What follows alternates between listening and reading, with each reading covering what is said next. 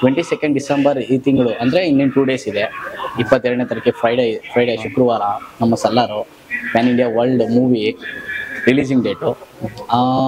ಏನು ಅಂದರೆ ಇವಾಗ ಆಗಿರೋದು ಫುಲ್ಲು ಇಡೀ ವರ್ಲ್ಡ್ ಕೈತಿದೆ ನಮ್ಮ ಸಲ್ಲರ್ ಮೂವಿಗೋಸ್ಕರ. ಪ್ರತಿಯೊಬ್ಬರು ಆಗಲಿ, ಪ್ರಭಾಸ್ ಫ್ಯಾನ್ಸ್ ಆಗಲಿ, ಅದರ್ ಫ್ಯಾನ್ಸ್ ಆಗಲಿ, ಪ್ರತಿಯೊಬ್ಬರು ಫ್ಯಾನ್ಸ್ ಆಗಲಿ ಸಲ್ಲರ್ ಮೂವಿ ವೆಯ್ಟ್ ಮಾಡ್ತಾವ್ರೆ.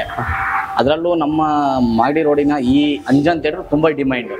ಏನು ಸರ್, ನಮ್ಮ ಮಾಗಡಿ ರೋಡಿನಲ್ಲಿ ಇರೋ ಈ ಅಂಜನ್ ಥಿಯೇಟ್ರ್ ತುಂಬ ಡಿಮ್ಯಾಂಡು.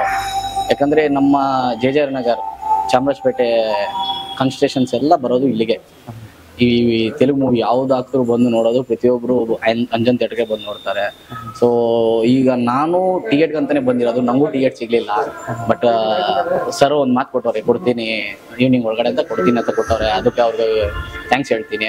ಬಟ್ ಇನ್ನೊಂದೇನೆಂದರೆ ಸಲ್ಲರ್ ಮೂವಿ ಅಂತ ಬಂದರೆ ಫುಲ್ಲು ಫೈರ್ ಮೂವಿ. ಇದ್ರ ಬಗ್ಗೆ ನಾವು ಮಾತಾಡೋಂಗಿಲ್ಲ, ಯಾವುದೂ ಇಲ್ಲ. ಈ 22nd ಡೇಟ್ಗೆ ಆ್ಯಕ್ಚುಲಿ ಸೆಪ್ಟೆಂಬರ್ ಇತ್ತು, ಅಲ್ಲಿಂದ ಪೋಸ್ಟ್ಪೋನ್ ಆಗಿ 22nd ಇಟ್ಟವ್ರೆ. So 3 months, September, October, November, December 3 months delay ಮಾಡಿಕೊಂಡ್ರು. ಸ್ವಲ್ಪ ಫ್ಯಾನ್ಸ್ ಎಲ್ಲ ಹರ್ಟ್ ಆಯಿತು. ಯಾವುದೇ ಕಾರಣಕ್ಕೊಂದು ಪೋಸ್ಟರ್ ಇಲ್ಲ, ಒಂದು ಟೀಸರ್ ಇಲ್ಲ, ಒಂದು ಲೈಕ್ ಟ್ರೈಲರ್ ಇಲ್ಲ ಅಂತ ಎಲ್ಲರೂ ಬೇಜಾರು ಪಡ್ಕೊಂಡ್ವಿ. ಬಟ್ ಇವಾಗ ಅದೆಲ್ಲ ಬೇಜಾರು ಹೋಗೋಕ್ಕೆ ಇನ್ನು 2 ದಿನ ಮಾತ್ರ ನಾವು ಕಾಯಬೇಕು. ಸೊ ಸಲ್ಲಾರ್ ಮಾತ್ರ ನಾವು ನಮ್ಮ ಡಾರ್ಲಿಂಗ್ ಪ್ರಭಾಸ್ಗೆ ಹೇಳಂಗೆ ಇಲ್ಲ. ಅವ್ರ ರೆಕಾರ್ಡ್ ಆಲ್ಮೋಸ್ಟ್ ಎಲ್ಲ ಗೊತ್ತಿರೋದೆ. ಇದು ರೆಕಾರ್ಡ್ ಹಿಸ್ಟ್ರಿ ಕ್ರಿಯೇಟ್ ಮಾಡುತ್ತೆ, ಹೊಸ ರೆಕಾರ್ಡ್ ಮಾಡುತ್ತೆ.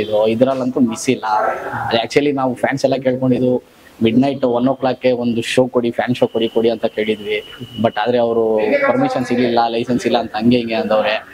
ಆದರೂ ನೋಡೋಣ, 50-50 ಚಾನ್ಸಸ್ ಅಂದವ್ರೆ. ಇಫ್ ಇನ್ ಕೇಸ್ ಆದರೆ ಇನ್ನೂ ನಾವು ವೆಯ್ಟ್ ಮಾಡ್ತಾ ಇದ್ದೀವಿ. ಆದಷ್ಟು ಒಂದು ಫ್ಯಾನ್ ಶೋ ಇರಲಿ ಅಂತ ನಾವು ಕೇಳ್ಕೊತೀವಿ. ಬುಕಿಂಗ್ಸ್ ಎಲ್ಲ ಹೇಗೆ ಬರ್ತಿದೆ ಸರ್? ಬುಕಿಂಗ್ಸ್ ಹೇಳ್ತಿಲ್ವ ಸರ್, 3 minutesಲ್ಲಿ ಫುಲ್ಲು ಕ್ಲೋಸು.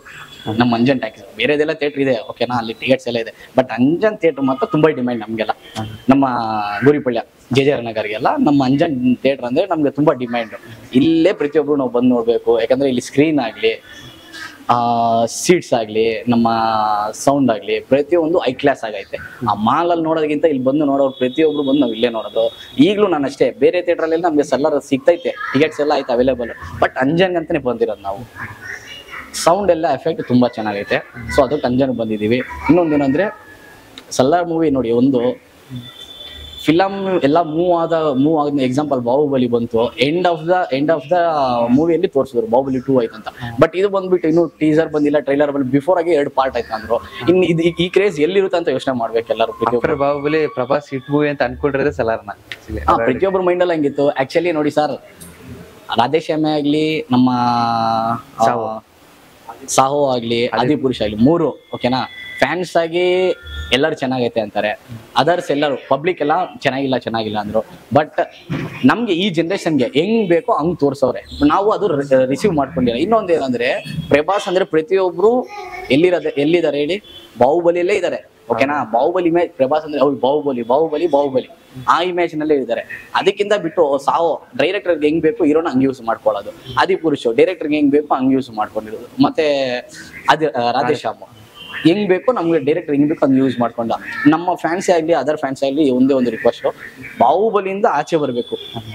ಪ್ರಭಾಸ್ ಅಂದ್ರೆ ಬಾಹುಬಲಿ ಅನ್ನೋದು ಬಿಟ್ಟು ಆಚೆ ಬರಬೇಕು. ಬಾಹುಬಲಿ ಆಗೋಯ್ತು, ಬಾಹುಬಲಿ ಜನರೇಷನ್ ಏನಿದೆ ಅವಾಗ ಹಂಗೆ ತೋರಿಸವ್ರೆ. ಇವಾಗ ನಮ್ಗೇನು ಆದಿಪುರುಷ ಹೆಂಗಿದೆಯೋ ಹಂಗೆ ಕೊಟ್ಟವ್ರೆ.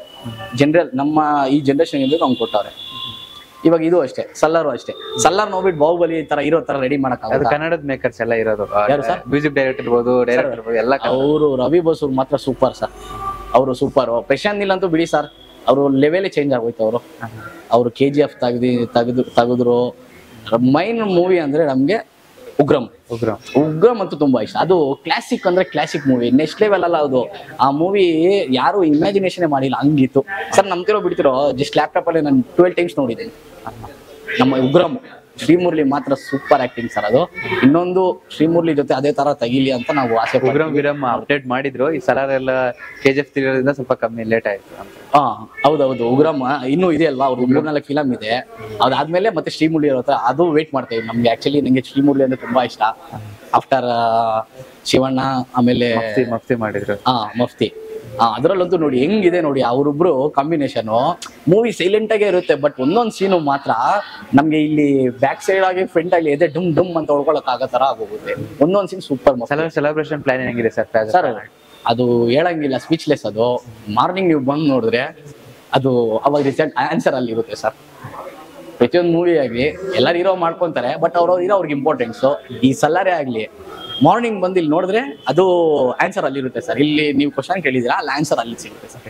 ಸರ್ ನಮ್ಮ ಕನ್ನಡದಲ್ಲೂ ಇದೇ ಟೈಮಲ್ಲಿ ಕಾಟೇರನೂ ಬರ್ತಾ ಇದೆ. ಏನ್ ಸರ್? ಕನ್ನಡದಲ್ಲಿ ಅದು ಕಾಟೇರನೂ ಬರ್ತಾ ಇದೆ, ಅದು ಹಬ್ಬ ಕೂಡ ಕನ್ನಡದವ್ರಿಗೆ.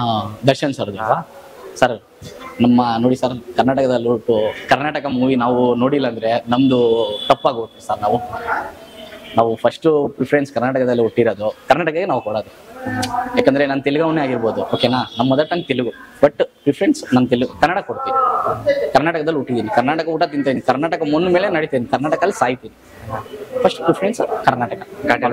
ಹೌದು sir. Thank you sir. Salaar 22 release ಇದೆ, ಹೇಗಿದೆ? ತುಂಬಾ ಐಪ್ ಕೊಟ್ಬಿಟ್ಟವ್ರೆ ನಮ್ಮ ಪ್ರಶಾಂತ್ ಮಾಮ ಅವರು.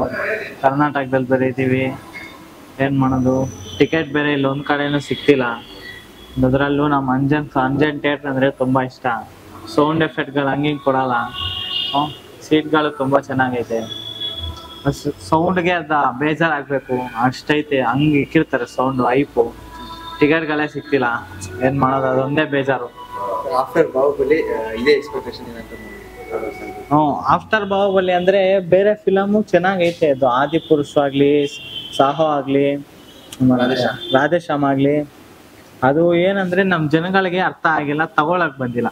ಸಾಹೋ ಎಂತ ಫಿಲಮ್, ಅದರಲ್ಲಿ ಎಂತ ಎಫೆಕ್ಟ್ ಗಳೆಲ್ಲ ಕೊಟ್ಟವ್ರೆ ನೋಡಿ, ಎಂತ ಎಫೆಕ್ಟ್ ಗಳೆಲ್ಲ ಕೊಟ್ಟವ್ರೆ, ಆದ್ರೂ ಬಂದಿಲ್ಲ. ಆದ್ರೂ ನಮ್ ಜನಗಳಿಗೆ ತಗೊಳಕ್ ಬಂದಿಲ್ಲ ಅಷ್ಟೇ ಆ ಫಿಲಮ್.